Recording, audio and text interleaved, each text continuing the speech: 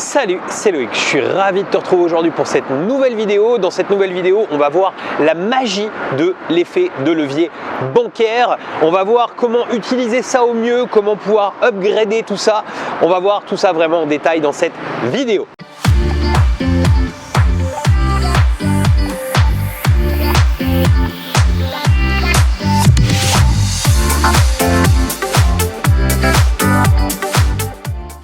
Alors juste avant de démarrer, je vais t'inviter à t'abonner à cette chaîne, à rejoindre des milliers d'investisseurs et d'entrepreneurs qui l'ont déjà fait.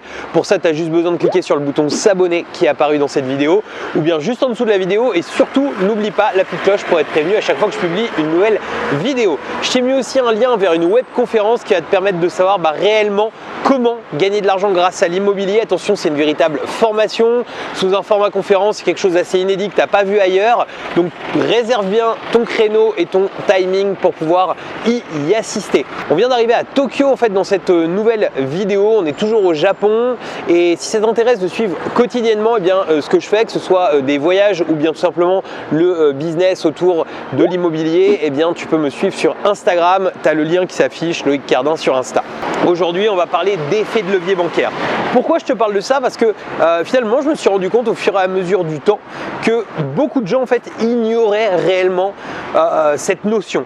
Déjà, je suis toujours... alors c'est vrai que c'est logique en fait, parce qu'on est tous pareils. Plus on apprend des choses et plus on a l'impression en fait que ces choses sont acquises pour tout le monde. Mais il y a encore peu de temps, je faisais une intervention, puis j'ai posé la question au public si les gens connaissaient par exemple ce qu'était un channel manager. Et il y avait encore énormément de gens qui ne savaient pas ce que c'était. Et je suis sûr que si ça se trouve, toi aussi tu ne maîtrises pas ce mot par exemple. Si c'est le cas, t'en fais pas, on en parlera dans d'autres vidéos sur la chaîne. Mais là aujourd'hui, donc c'est l'effet de levier bancaire. Et c'est la même chose, quand on parle d'effet de levier bancaire, je me rends compte très régulièrement que beaucoup de gens en fait ne savent pas qu'on peut emprunter sans mettre d'argent du tout dans un projet en France. On a cette magie française parce qu'on est un des derniers pays au monde où on peut faire ça, où on peut vraiment ne pas mettre d'apport du tout et aller chercher des crédits bancaires. Bien sûr, quand on dit ça, il y aura toujours des gens qui diront ma banque m'a dit ça n'existe plus, ou une autre banque t'aura dit ça. On en parlera après quant à ce genre de discours. Moi je te le dis, en 2019, on peut toujours, et on va continuer à pouvoir faire ça en 2020, etc. Aujourd'hui, le crédit bancaire est une stratégie d'acquisition de clients de la part des banques. Donc je peux te dire que si ils ont envie de ton dossier, ils sauront faire des choses vraiment, vraiment top. Mais effectivement, par contre, il faut un petit peu connaître les rouages et tout ça, c'est ce qu'on va détailler. Donc concrètement, la magie de l'effet de levier bancaire, elle est assez simple. Finalement, le principe de base, c'est qu'on a tout simplement la possibilité de s'endetter, de contracter un crédit en fait tout simplement, donc avec des mensualités, et de gagner plus d'argent, c'est-à-dire de faire plus de chiffre d'affaires sur ce qu'on va acquérir avec ce crédit, de faire plus de chiffre d'affaires que ce que ça nous coûte chaque mois. En gros, pour te donner un exemple plus concret, imaginons demain, tu achètes un appartement, tu as un crédit de 400, tu arrives à faire 800 € de chiffre d'affaires dessus, le delta, il est pour toi en fait, tout simplement. Et ça, on appelle ça l'effet de levier bancaire. C'est utilisé par énormément d'entreprises depuis la nuit des temps, depuis que le crédit existe. En gros, tu as toujours eu des gens qui se sont endettés pour pouvoir s'enrichir en fait, tout simplement. C'est la base d'énormément de richesses. Je crois que c'est le patron de chez SFR qui est endetté à près de 4 milliards d'euros à titre personnel, ce qui est complètement fou. Mais voilà, les banques le laissent faire, et c'est ce qui fait en fait son volume d'enrichissement, c'est l'effet de levier bancaire. Moi je me suis beaucoup intéressé à cela parce que il y a quelques années j'ai connu un incident entrepreneurial, et c'est là où je me suis vraiment mis à l'investissement IMO, et je me suis mis en fait vraiment à m'intéresser justement à ce qu'avait fait l'enrichissement de beaucoup de gens, et je me suis rendu compte que tous ceux qui étaient partis de zéro avaient à un moment ou à un autre forcément utilisé les effets de levier bancaire, que ce soit dans du business, que ce soit dans le l'IMO. Et le gros avantage, c'est qu'aujourd'hui, si tu veux par exemple utiliser l'effet de levier bancaire dans le business, c'est quelque chose qui est assez risqué, parce que si ton business va pas là où tu veux, etc., il n'y a pas de grosse valeur en face.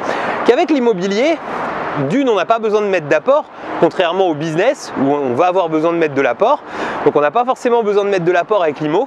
Et en plus, on va avoir la possibilité avec l'immobilier eh bien, d'avoir une vraie valeur en face. C'est-à-dire que si demain notre projet, on l'avait mal évalué, alors évidemment si tu as fait les choses bien, il n'y a pas de raison de mal l'évaluer, c'est justement ce qu'il y a de plus sécurisant aujourd'hui l'IMO en termes d'investissement, mais en tout cas si on l'a mal évalué, eh bien, en fait on a une valeur long terme, c'est-à-dire que si on a fait les choses bien, on va avoir créé de la valeur entre le moment où on a acheté et le crédit qu'on a contracté. Donc même si on a fait un prêt à 110, bah, en gros on doit moins à la banque que la valeur du bien qu'on a atteint. Je vais te donner un exemple pour que ce soit plus clair. Imaginons demain tu achètes un appartement à travaux qui est bien placé dans une ville, j'en sais rien, à Reims par exemple.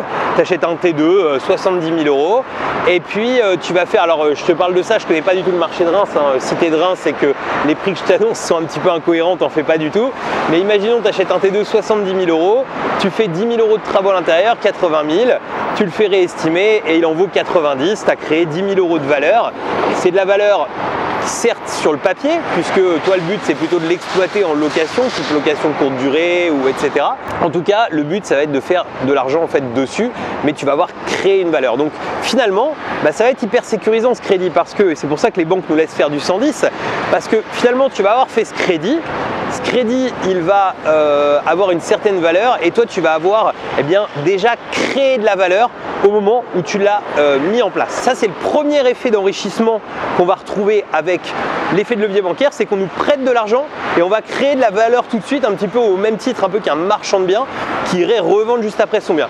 Mais nous l'idée c'est qu'on va utiliser plusieurs leviers d'enrichissement avec cet effet de levier bancaire, et le deuxième effet de levier qu'on va pouvoir utiliser, ça va être ensuite l'exploitation. Puisqu'on va avoir un crédit qui va être dimensionné, par exemple, je sais pas, à 400 € par mois pour l'appartement dont on parle à peu près, et on va avoir plusieurs méthodes pour pouvoir l'exploiter. On pourrait très bien dire, bah, j'en fais par exemple un meublé, et puis je loue ça, je sais pas, peut-être 600 € par mois. À 600 € par mois, on va peut-être avoir 50 € de cash flow. Donc c'est déjà 50 € qui rentrent dans nos poches, et surtout l'intérêt réel, c'est que finalement c'est quelqu'un d'autre qui paye notre prêt. Finalement, bah, le bien va continuer à se rembourser et c'est quelqu'un d'autre qui va rembourser le prêt à notre place, puisque c'est quelqu'un qui va vivre à l'intérieur de l'appartement. Ensuite, ça c'est vraiment si on veut faire un peu ce qu'on appelle de l'autofinancement ou petit cash flow, mais qu'on ne veut pas vraiment vivre de l'IMO, ou qu'on est prêt à être très patient, à attendre 10 ans, 15 ans avant de vivre de tout ça. Et après sinon on peut aussi prendre des accélérateurs, et le meilleur accélérateur que tu aies là-dessus, c'est évidemment la location courte durée en mode automatique. C'est tout simplement eh bien, le fait de dire bah, je vais le louer en courte durée, donc avec un chiffre d'affaires beaucoup plus important, je vais sous-traiter en fait toutes les tâches chronophages, etc. Enfin, on va pas rentrer dans le détail de ça, c'est pas le sujet de la vidéo. Et puis là, bah, je vais peut-être faire sur un crédit de 400, je vais peut-être faire 1500 € de chiffre d'affaires, et puis je vais peut-être faire en réalité 400 ou 500 € net dans mes poches. Ce qui va tout de suite bah, encore modifier la donne, parce que finalement chaque mois on va créer 500 € d'enrichissement, alors que à la base on a peut-être un crédit que de 400 €. Donc là on va être capable d'utiliser l'effet de levier bancaire réellement au maximum. Et en fait c'est l'idée avec l'effet de levier bancaire, c'est de pouvoir l'utiliser à son maximum, parce que on a des freins, on a des plafonds de verre dont les gens ne parlent pas forcément beaucoup sur internet. C'est vrai qu'on a un peu l'impression des fois qu'on peut emprunter à l'infini, mais il y a des vrais freins. Quand tu discutes avec des gens qui ont emprunté depuis, qui sont investisseurs aguerris, tu verras que voilà, les personnes te le disent, ils te disent j'ai eu des difficultés à certains moments. J'avais interviewé par exemple Mehdi, tiens je te remettrai un lien vers sa vidéo, plus de 70 lots. Bah, il m'avait sorti une phrase qui me parlait complètement, c'est chaque lot que j'ai acheté a été difficile. C'est-à-dire que j'ai jamais acheté un lot facile. Il a toujours eu ses prêts et j'ai vraiment l'impression de vivre la même chose. C'est-à-dire que à chaque fois qu'on va chercher un nouveau crédit, bah, il y a quand même à se bagarrer, quel que soit un petit peu le niveau dans lequel on est. Et c'est normal, parce que si tout était très simple, bah, entre guillemets, tout le monde le ferait. Sauf que si on a la bonne stratégie, la bonne méthode, bah, tu le vois, lui comme moi, on s'est jamais fait réellement refuser un prêt. On n'a jamais dû annuler un compromis pour autant. Par contre, effectivement, moi je sais que des fois, j'ai dû sortir 20, 22 banques. Je crois que c'est ça, la première fois que j'avais emprunté, j'étais vraiment dans le plus mauvais scoring bancaire. C'est la conférence dont je te parlais par exemple au début. J'en parle en fait dedans. J'étais dans le plus mauvais scoring bancaire possible. Je crois que j'avais dû faire 22 banques pour réussir avoir un crédit de 50 000 euros. Mais tu vois, ça c'est pas grave entre guillemets, c'est-à-dire que si tu as la bonne stratégie, tu vas en trouver une banque. Enfin voilà. Donc concrètement, tu vois, l'effet de levier bancaire, comme on a ce plafond de verre qui existe parfois, même si on arrive à chaque fois à le percer avec certaines techniques, eh ben, il existe. Et donc, c'est pour ça justement que des gens, par exemple comme Mehdi, se mettent à faire de la location courte durée. C'est parce que ils ont bien vu que plus on faisait de chiffre d'affaires, en fait, plus on optimisait notre capacité d'endettement, et plus en fait on pouvait repousser les limites à moyen et à long terme de ces revenus qu'on pouvait faire. Alors après, ton but c'est peut-être pas de monter à 10, 15, 20, 30 000 euros par mois de revenus, hein. C'est peut-être pas le but d'aller là, donc ça te parle peut-être pas tout à fait, mais en tout cas, pense-y, c'est que finalement, si tu dois demain utiliser l'effet de levier bancaire pour te créer des revenus, et forcément, plus tu vas avoir utilisé une technique qui rapporte chaque mois, et plus ça va être facile d'atteindre tes objectifs. Si demain tu fais 50 euros de cash flow sur un bien, tu achètes 10 ou 20 lots, avec 10 lots à 50 euros, ça te fait que 500 euros. Si demain tu les mets en courte durée et que tu multiplies par 10 ton cash flow par appartement, 10 lots, ça te fait 5 000 euros. Voilà, bref, c'est tout simple, mais j'avais vraiment envie de te parler de ces notions d'effet de levier bancaire dans cette vidéo pour que tu en aies vraiment pleinement conscience de l'importance en fait de s'endetter.